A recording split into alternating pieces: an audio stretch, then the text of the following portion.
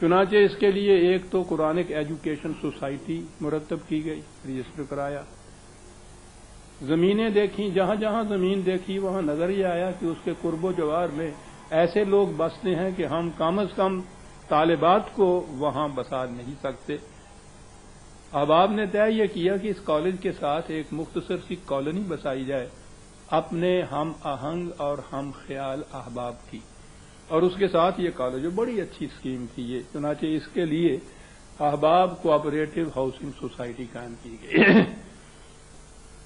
ان کی کوششوں سے ابتدائی اتنا فنڈ بھی ہمارے پاس آ گیا، زمین خریدے۔ زمین خریدنے کے لیے یہ یونیورسٹی نیو کیمپس یونیورسٹی سے ذرا آگے نہر کے ساتھ ساتھ بائیں ہاتھ کو جائیں تو آگے وسیع رقبہ زمین ہے۔ اس زمین کے مالک وہاں کے گاؤں کے لوگ ہیں، ہنجرال وغیرہ کے۔ ان سے جو معاملہ کیا، اور ہمیں اس سے پہلے ان ذمہ داروں سے معاملہ کا کبھی سابقہ نہیں پڑا تھا، حالانکہ ہماری سوسائٹی میں اس زمانے میں فوج کے جرنیل بھی تھے، پولیس کے بڑے بڑے آفیسر بھی تھے، سول کے آفیسر بھی تھے۔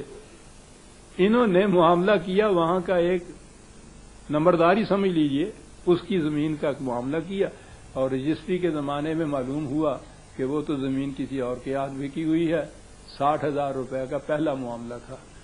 تو ہم نے کہا کہ ہم تو یہ عیاشی افورڈ نہیں کر سکتے، کیا کیا جائے؟ یہ ہوا کہ گورنمنٹ سے کہا جائے کہ وہ کچھ زمین ایکوائر کر کے ہمیں دے دیں۔ ایکوائرڈ زمین کی قیمت تو دینی پڑتی ہے، لیکن یہ جو ذمہ داروں کے ساتھ معاملے ہیں وہ سارے حکومت بھگت لیتی ہے۔ بڑی کوششوں کے بعد ہمیں ایکوائرڈ زمین مل گئی، 200 کنال سے بھی کچھ زیادہ، قیمت اس کی ادا کر دی گئی۔ یہ سن 70-71 کی بات ہے۔ ہم نے سمجھا کہ اب راستہ کھل گیا، کہ حکومت کی طرف سے ایک آرڈیننس نافذ ہو گیا کہ کوئی پرائیویٹ کالج کھولا نہیں جا سکتا۔ جو کھولے ہوئے تھے انہیں گورنمنٹ نے اپنے قبضے میں لے لیا، اور اگلے کالجوں کے متعلق یہ کہہ دیا کہ کوئی پرائیویٹ کالج اگر کھلے گا تو یہی نہیں کہ کالج بند کرا دیا جائے گا، بلکہ اس کی املاک مقبوضات تمام کی تمام گورنمنٹ اپنے قبضے میں لے لے گی۔ تو سوال ہی نہ رہا کہ ہم اس وقت کالج کھولتے۔ زمین کے معاملے میں زمین ایکوائرڈ کی ہوئی، گورنمنٹ کو قیمت دی ہوئی، وہ اپنی زمین تھی۔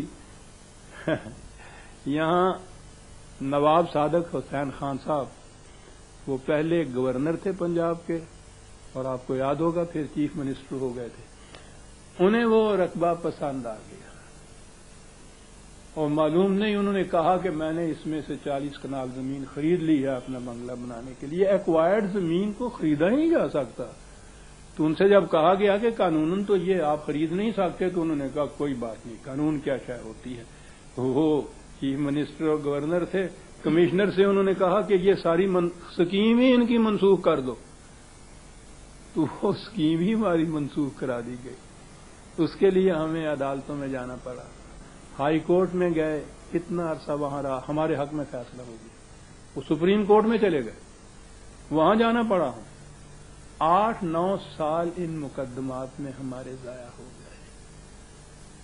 کوئی ذاتی چیز نہیں تھی، کوئی کمرشل چیز نہیں تھی، کوئی کاروباری چیز نہیں تھی، قوم کی چیز تھی۔ اگر اسلام کے ساتھ کوئی ان کو واسطہ نہ بھی ہو تو بہرحال ایک نیشنل جسے وہ کہتے تھے وہ تو تھی، لیکن ہمیں اتنا عرصہ لگ گیا۔ اس تمام دوران میں وہ آرڈیننس اسی طرح سے رہا۔ تو زمین کے متعلق یہ مسئلہ طے ہوا، تو اب اس آرڈیننس کے متعلق ہوئے 1979 کی بات ہے کہ حکومت کی طرف سے یہ اعلانات اور بیانات شائع ہونے شروع ہوئے کہ حکومت اٹھا لے گی ان پابندیوں کو۔ تو ہم خوش ہو گئے کہ زمین کا معاملہ صاف ہو گیا ہے، پابندیاں اٹھ جائیں گی، اور آگے پھر ہم عمارات تعمیر کرنے کا کام شروع کر دیں گے۔ لیکن وہ پابندیاں اسکولوں کی حد تک تو اٹھیں، کالج کی حد تک نہ اٹھی، وہ بدستور قائم رہی، اور ہم انتظار کرتے رہے، واچ کرتے رہے، دیکھتے رہے کہ وہاں پروگریس کیا ہوتی ہے۔ اس وقت تک انتظار کرنے کے بعد یہ دیکھا کہ اس کے لیے کوئی شکل نظر نہیں آتی کہ یہ پابندی اٹھ جائے۔ اب آپ سوچئے کہ 65 میں نے یہ نظریہ پیش کیا، میری عمر اس وقت 62 سال کی تھی۔ آج قریباً 80 سال کی عمر ہو گئی، ابھی تک وہ اٹھا نہیں ہے آرڈیننس. پتہ نہیں کتنا وقت اور لگ جائے، پتہ نہیں اس وقت تک میں زندہ بھی رہوں یا نہ. اخراجات کی یہ کیفیت ہے کہ وہ تعمیر جو اس زمانے کے اندر مثلاً 100 روپے میں ہوتی تھی، آپ جانتے ہیں اب آپ آج اس کی قیمت کیا، 50-60 لاکھ روپیہ اندازہ اس کا تخمینہ لگایا جا رہا تھا. اور پھر میری عمر کا تقاضا، اور پھر اگلی چیز یہ کہ معلوم نہیں کہ وہ آرڈیننس اٹھ بھی سکے یا نہ. تو میں نے یہ سمجھا کہ اب یہ انتظار جو ہے صحیح لا حاصل ہے. مایوس ہو گئے، حالات کا جائزہ لیا اور اس کے بعد پھر یہ فیصلہ کیا کہ اس اسکیم کو ترک کر دیا جائے. کہنے کو تو میں 4 لفظ یوں ہی کہہ دیتا ہوں، لیکن آپ سوچئے، آپ کو یاد ہوگا میں نے جو لکھا تھا وہ یہ تھا کہ میری زندگی کی آخری آرزو، وہ جس کی آخری آرزو یوں پامال ہوتی ہو، اس کے دل سے پوچھئے، اس کے جگر سے پوچھئے. لیکن میں ان میں سے نہیں ہوں کہ محض توقعات کی بنا کے اوپر ایک لا حاصل چیز کے پیچھے پھرتا ہوا واقعات کو میں کو سامنا نہ کروں.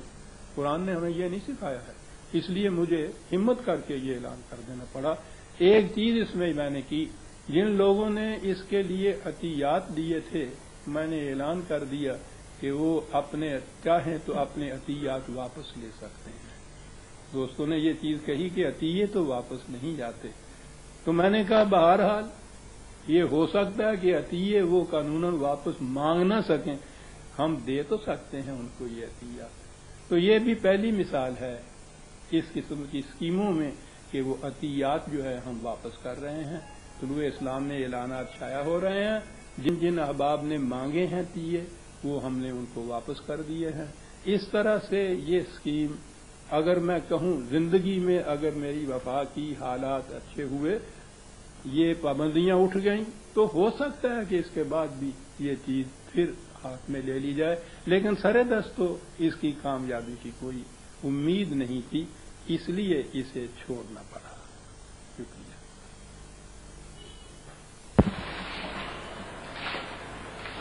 اس سے یہ نازک سوال پیدا ہوتا ہے بابا جی کہ آپ نے جس فکری تحریک کی بنیاد رکھی اور اس کے لیے اپنے خون جگر سے اس کی پرورش کی، آپ کے بعد اس کی بقا اور نشو و ارتقا کی کیا صورت ہو؟